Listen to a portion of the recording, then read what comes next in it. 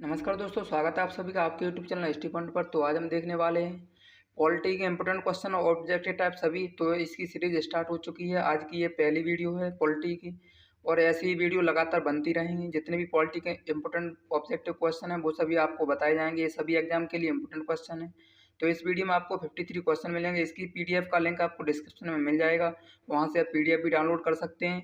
यहाँ पर आपको जो ऑप्शन दिखाई दे रहे हैं, इसका राइट आंसर कौन सा है ये सभी आपको पीडीएफ में कैसे पता चलेगा, उसके लिए जो ऑप्शन राइट होगा उसको हाईलाइट कर दिया जाएगा। लेकिन यहाँ पर ऑप्शन इस टाइप से नहीं लिखा जाएगा कि आंसर में फर्स्ट का ए बी सी डी, इस टाइप से नहीं, आपको हाईलाइट करके सिंपली समझा दिया जाएगा। तो देखते हैं, क्वेश्चन स्टार्ट करते हैं। आज का फर्स्ट क्वेश्चन देखते हैं। गांधी जी ने किस कानून को काला कानून कहा था? यहाँ पर ये क्वेश्चन है। तो यहाँ पर ऑप्शन है ए हंटरायो, बी मॉन्टेगू घोस्टा, C Rowlatt Act, D communal award. तो इसका राइट आंसर कौन सा है? रॉलेट एक्ट को गांधी जी ने काला कानून कहा था। दूसरा क्वेश्चन देखते हैं। भारत का संविधान लागू होने तक स्वतंत्रता के पश्चात इसका शासन किसके अंतर्गत चलाया गया? यहाँ पर ऑप्शन है ए 1935 के भारत सरकार अधिनियम के अनुसार, बी भारतीय नेताओं के परामर्श से बने कानून द्वारा, सी इंग्लैंड के संविधान के अनुसार, डी इनमें से कोई नहीं। तो इसका राइट आंसर कौन सा है? ए ऑप्शन इसका राइट है, 1935 के भारत सरकार के अधिनियम अनुसार। नेक्स्ट क्वेश्चन तीसरा है। 1909 के इंडियन काउंसिल एक्ट में किस बात की व्यवस्था की गई थी? यहाँ पर ऑप्शन है ए सांप्रदायिक प्रतिनिधित्व, बी प्रांतीय व्यवस्था, सी द्वैत शासन प्रणाली, डी संघीय व्यवस्था। तो इसका राइट आंसर कौन सा है? ए ऑप्शन इसका राइट है, सांप्रदायिक प्रतिनिधित्व। नेक्स्ट क्वेश्चन देखते हैं। निम्न में से किस अधिनियम द्वारा भारत के गवर्नर जनरल को अध्यादेश जारी करने की शक्ति प्रदान की गई? यहाँ पर ऑप्शन है ए भारतीय परिषद अधिनियम 1892, बी चार्टर एक्ट 1833, सी भारतीय परिषद अधिनियम 1861, डी भारतीय परिषद अधिनियम 1909। तो इसका राइट आंसर कौन सा है? सी ऑप्शन इसका राइट है, भारतीय परिषद अधिनियम 1861 के तहत। नेक्स्ट क्वेश्चन है 5 नंबर। भारत के गवर्नर जनरल को किस एक्ट के द्वारा अपनी समिति के निर्णय को अस्वीकार करने का अधिकार मिला? यहाँ पर ऑप्शन है ए 1784 का पिट्स इंडिया एक्ट, बी 1786 का अमेंडमेंट एक्ट, सी 1813 का चार्टर एक्ट, डी 1773 का रेगुलेटिंग एक्ट। तो इसका राइट आंसर कौन सा है? इसका राइट आंसर है 1786 का amendment act. Next question 6 number है। महारानी विक्टोरिया को भारत की सामग्री की नियुक्त किया गया, कब किया गया इनको नियुक्त? यहाँ पर ऑप्शन है ए 1885 ईस्वी, बी 1866 ईस्वी, सी 1875 ईस्वी, डी 1858 ईस्वी। तो इसका राइट आंसर कौन सा है? 1858 ईस्वी में इनको नियुक्त किया गया। नेक्स्ट क्वेश्चन यहाँ पर 7 नंबर है। गांधी जी किस गोलमेज सम्मेलन में भाग लेने के लिए लंदन गए थे? तो कौन से गोलमेज सम्मेलन में भाग लेने के लिए लंदन गए थे? यहाँ पर ऑप्शन है ए प्रथम गोलमेज सम्मेलन, बी द्वितीय गोलमेज सम्मेलन, सी तृतीय गोलमेज सम्मेलन, डी इनमें से कोई नहीं। तो इसका राइट आंसर कौन सा है? इसका राइट आंसर है बी ऑप्शन, द्वितीय गोलमेज सम्मेलन में गांधी जी लंदन गए थे। नेक्स्ट क्वेश्चन 8 नंबर है। वर्ष 1919 में जलियांवाला बाग हत्याकांड कहाँ पर हुआ था? ये आपको बताना है। यहाँ पर ऑप्शन है ए नागपुर, बी कोलकाता, सी चंडीगढ़, डी अमृतसर। तो इसका राइट आंसर कौन सा है? अमृतसर में हुआ था जलियांवाला बाग हत्याकांड 1919 में। नेक्स्ट क्वेश्चन 9 नंबर है। गांधी इरविन समझौता 5 मार्च 1931 किससे संबंधित है? यहाँ पर ऑप्शन है ए भारत छोड़ो आंदोलन, बी सविनय अवज्ञा आंदोलन, सी रॉलेट एक्ट, डी असहयोग खिलाफत आंदोलन। तो इसका राइट आंसर कौन सा है? बी ऑप्शन इसका राइट है, सविनय अवज्ञा आंदोलन से संबंधित है। नेक्स्ट क्वेश्चन है 10 नंबर। किस अधिनियम में पहली बार भारत के लिए संघीय संरचना प्रस्तुत की गई है? यहाँ पर ऑप्शन है ए 1909 का अधिनियम, बी 1919 का अधिनियम, सी 1947 का अधिनियम, डी 1935 का अधिनियम। तो इसका राइट आंसर कौन सा है? डी ऑप्शन इसका राइट है, 1935 अधिनियम भारत की संघीय संरचना प्रस्तुत की गई। नेक्स्ट क्वेश्चन 11 नंबर है। 1919 के अधिनियम में द्वैत शासन धारणा को जिस व्यक्ति ने परिचय कराया वह कौन थे? यहाँ पर ऑप्शन है ए चेम्सफोर्ड, बी तेज बहादुर सप्रू, सी मिंटो, डी मॉन्टेग्यू। तो इसका राइट आंसर कौन सा? ए ऑप्शन इसका राइट है, चेम्सफोर्ड। नेक्स्ट क्वेश्चन देखते हैं 12 नंबर। मार्ले मिंटो सुधार बिल किस वर्ष पारित हुआ? तो यहाँ पर ऑप्शन है ए 1920 में, बी 1911, सी 1909, डी 1905। तो इसका राइट आंसर कौन सा है? 1909 में पार्लियामेंटो सुधार बिल पारित हुआ। नेक्स्ट क्वेश्चन है 13 नंबर। निम्न में से किस अधिनियम ने केंद्र में द्वैध शासन प्रणाली को स्थापित किया? यहाँ पर ऑप्शन है ए भारत परिषद अधिनियम 1909, बी भारत परिषद अधिनियम 1919, सी भारत शासन अधिनियम 1991, डी भारत शासन अधिनियम 1935। तो इसका राइट आंसर कौन सा है? इसका राइट आंसर डी ऑप्शन है, भारत शासन अधिनियम 1935। नेक्स्ट क्वेश्चन देखते हैं 14 नंबर। भारत में सचिव का पद किसके द्वारा निर्मित किया गया था? तो यहाँ पर ऑप्शन है ए मॉन्टेग्यू चेम्सफोर्ड सुधार, बी भारतीय परिषद अधिनियम 1861, सी भारत सरकार अधिनियम 1858, डी पार्लियामेंटो सुधार।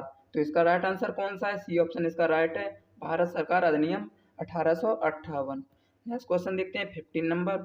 मॉन्टेग्यू चेम्सफोर्ड सुधार में प्रावधानों का सार था। तो यहाँ पर ऑप्शन है ए हिंदू मुस्लिम हेतु अलग अलग निर्वाचन व्यवस्था, बी राज्यों की स्वायत्तता, सी प्रांतों में दोहरा शासन, डी राज्यपाल की वीटो शक्ति। तो इसका राइट आंसर कौन सा है? प्रांतों में दोहरा शासन। मॉन्टेग्यू चेम्सफोर्ड सुधार में प्रावधानों का यह सार था। नेक्स्ट क्वेश्चन 16 नंबर है। भारतीयों को वर्ष 1947 में सार्वभौम सत्ता सौंपने की योजना निम्न में से किस नाम से जानी गई? तो यहाँ पर ऑप्शन है ए डूरंड योजना, बी माउंटबेटन योजना, सी मिंटो मार्ले योजना, डी बेवेल योजना। तो इसका राइट आंसर कौन सा है? माउंटबेटन योजना के नाम से जाना गया। नेक्स्ट क्वेश्चन 17 नंबर। बी आर अम्बेडकर और महात्मा गांधी के मध्य 1932 में हस्ताक्षरित पूना समझौते में प्रावधान था। यहाँ पर ऑप्शन है ए भारत के लिए डोमिनियन स्थायी स्थिति बनाए जाने का, बी मुसलमानों के लिए पृथक निर्वाचन क्षेत्र का, सी हरिजनों के लिए पृथक निर्वाचन क्षेत्र का, डी हरिजनों के लिए आरक्षण संयुक्त निर्वाचन क्षेत्र का है। तो इसका राइट आंसर डी ऑप्शन है, हरिजनों के लिए आरक्षण संयुक्त निर्वाचन क्षेत्र का। नेक्स्ट क्वेश्चन है 18 नंबर। किस अधिनियम की प्रमुख विशेषता प्रांतीय स्वायत्तता थी? कौन से अधिनियम की थी बताना है यहाँ पर। ए ऑप्शन है 1935, बी 1858, सी 1904, डी 1919। तो राइट आंसर इसका कौन सा? ए ऑप्शन इसका राइट है, 1935। नेक्स्ट क्वेश्चन है यहाँ पर 19 नंबर। रेगुलेटिंग एक्ट पारित किया गया, तो कब पारित किया गया? यहाँ पर ऑप्शन है ए 1771 ईस्वी, बी 1785 ईस्वी, सी 1773 ईस्वी, डी 1793 ईस्वी। तो राइट आंसर इसका कौन सा है? सी ऑप्शन इसका राइट है, 1773 ईस्वी में रेगुलेटिंग एक्ट पारित किया गया। नेक्स्ट क्वेश्चन देखते हैं 20 नंबर। सम्राज्ञी विक्टोरिया ने 1858 की घोषणा में भारतीयों को बहुत सी चीजें दिए जाने का आश्वासन दिया था। निम्न आश्वासनों में से कौन सा ब्रिटिश शासन ने पूरा किया? कौन सा आश्वासन पूरा किया? यहाँ पर ऑप्शन ए भारतीयों के सामाजिक व धार्मिक विश्वासों में कोई हस्तक्षेप नहीं होगा, बी देशी रजवाड़ों की यथास्थिति बनाए रखी जाएगी, सी भारतीय व यूरोपियन सभी प्रजा को समान व्यवहार मिलेगा, डी रियासतों को हड़पने की नीति समाप्त की जाएगी। तो इसका राइट आंसर कौन सा? इसका राइट आंसर है बी ऑप्शन, देशी रजवाड़ों की यथास्थिति बनाए रखी जाएगी। ये आश्वासन पूरा किया। नेक्स्ट क्वेश्चन 21 नंबर है। साइमन कमीशन का भारत आगमन किस वर्ष हुआ?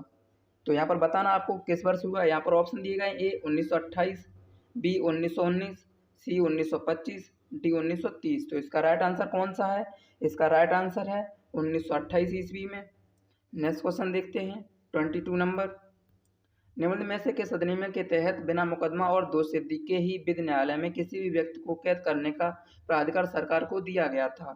तो कौन से अधिनियम के तहत? यहाँ पर ऑप्शन है ए वर्ष 1919 का रॉलेट एक्ट अधिनियम, बी वर्ष 1935 का भारत सरकार अधिनियम, सी वर्ष 1909 का भारतीय परिषद अधिनियम, डी वर्ष 1919 का भारत सरकार अधिनियम। नेक्स्ट यहाँ इसका आंसर है वर्ष 1919 रॉलेट एक्ट अधिनियम। नेक्स्ट क्वेश्चन देखते हैं 23 नंबर। स्वतंत्र भारत के प्रथम गवर्नर जनरल कौन थे? तो यहाँ पर ऑप्शन है A Lord Attlee, B Lord Mountbatten, सी राजेंद्र प्रसाद, सी राजगोपालाचारी। तो इसका राइट आंसर कौन सा है? सबको पता है यहाँ पर, लॉर्ड माउंटबेटन। नेक्स्ट क्वेश्चन है 20 सितंबर 1932 को इरौदा जेल में महात्मा गांधी ने आमरण अनशन किसके विरोध में किया था? यहाँ पर ऑप्शन ए सत्याग्रह पर ब्रिटिश दमन के विरुद्ध, बी रैमजे मैकडोनाल्ड के संप्रदाय पंचायत के विरुद्ध, सी गांधी इरविन पैक्ट के उल्लंघन के विरुद्ध, डी कोलकाता में सांप्रदायिक दंगे के विरुद्ध। तो इसका राइट आंसर कौन सा है? रैमजे मैकडोनाल्ड के सांप्रदायिक पंचायत के विरुद्ध। नेक्स्ट क्वेश्चन देखते हैं 25 नंबर, मुसलमानों के लिए अतिरिक्त निर्वाचन मंडल प्रारंभ में किसके द्वारा लाया गया था? यहाँ पर ऑप्शन है ए भारत सरकार अधिनियम 1935, बी मॉन्टेग्यू चेम्सफोर्ड सुधार 1919, सी मार्लिमेंटो सुधार 1909, डी क्रिप्स मिशन। तो इसका राइट आंसर कौन सा है? मार्लिमेंटो सुधार 1909, इसका सी आंसर इसका राइट है। नेक्स्ट क्वेश्चन है 26 नंबर, मिंटो मार्ले सुधार का अधिनियम क्या था? यहाँ पर ऑप्शन है ए भारतीयों की भागीदारी बढ़ाना, बी युद्ध में सहयोग हेतु तैयार करना, सी ऑप्शन पूर्ण स्वतंत्रता देना, और डी ऑप्शन यहाँ पर पृथक करना। तो इसका राइट आंसर कौन सा है? इसका राइट आंसर है डी ऑप्शन पृथक निर्वाचन प्रणाली। और नेक्स्ट क्वेश्चन देखते हैं 27 नंबर, अखिल भारतीय महासंघ स्थापित करने का प्रावधान किया गया था। यहाँ पर ऑप्शन है ए भारतीय सरकार अधिनियम 1935 में, बी अगस्त प्रस्ताव 1940 में, सी भारत सरकार अधिनियम 1919 में, डी कैबिनेट मिशन प्रस्ताव 1946 में। इसका राइट आंसर कौन सा है? भारत सरकार अधिनियम 1935 में, ए ऑप्शन इसका राइट है। नेक्स्ट क्वेश्चन है 28 नंबर, भारत सरकार ने पहली बार यह घोषणा की कि उनकी मंशा भारत में धीरे धीरे एक उत्तरदायी सरकार बनाने की है। किस मिशन के द्वारा? यहाँ पर ऑप्शन है ए क्रिप्स मिशन 1942, बी अगस्त 1917 घोषणा, सी रेगुलेटरी एक्ट 1773, डी भारत सरकार कानून 1858। तो इसका राइट आंसर कौन सा है?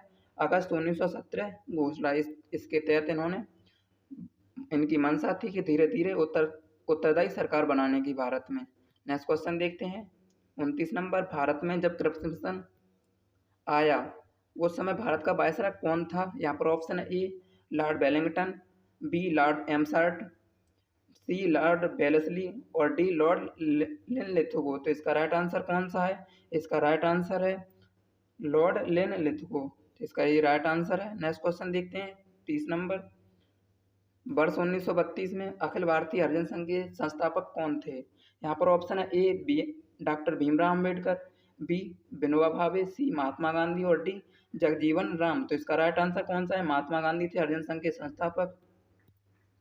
नेक्स्ट क्वेश्चन है, भारत में द्वैध शासन प्रारंभ कब हुआ? तो ये आपको बताना है द्वैध शासन प्रारंभ कब हुआ। यहाँ पर ऑप्शन है A government of India act 1935, B Simon commission 1928, C Morley Minto reforms 1909, और डी मॉन्टेग्यू चेम्सफोर्ड रिफॉर्म्स 1919। तो भारत में द्वैध शासन मॉन्टेग्यू चेम्सफोर्ड रिफॉर्म्स 1919 से प्रारंभ हुआ। नेक्स्ट क्वेश्चन है 32 नंबर, भारत के लिए एक डोमिनियन स्टेटस कॉन्स्टिट्यूशन के प्रारूपण का प्रथम प्रयास किसकी प्रक्रिया में किया गया? तो ये आपको बताना है। इसका राइट आंसर कौन सा है? यहाँ पर ऑप्शन है ए मार्लिमेंटो सुधार, बी मॉन्टेग्यू चेम्सफोर्ड सुधार, सी साइमन कमीशन, डी पहला गोलमेज सम्मेलन। इसका राइट आंसर कौन सा है? बी ऑप्शन इसका राइट है, मॉन्टेग्यू चेम्सफोर्ड सुधार।